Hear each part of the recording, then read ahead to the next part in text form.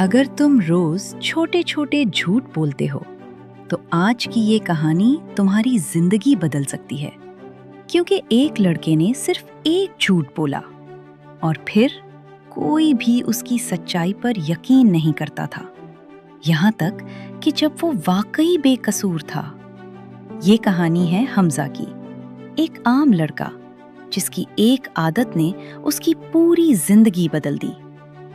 हमजा एक ज़हीन लड़का था, लेकिन उसे एक आदत थी, छोटे छोटे झूठ बोलने की।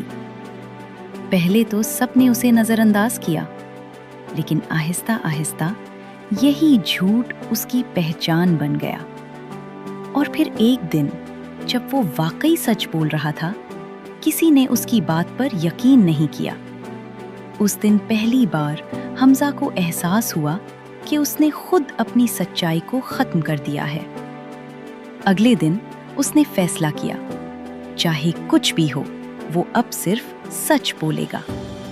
शुरू में किसी ने यकीन नहीं किया, लेकिन वक्त के साथ सब बदलने लगा। और एक दिन जब सबको सच जानना था, तो सबने एक ही नाम लिया, हमजा।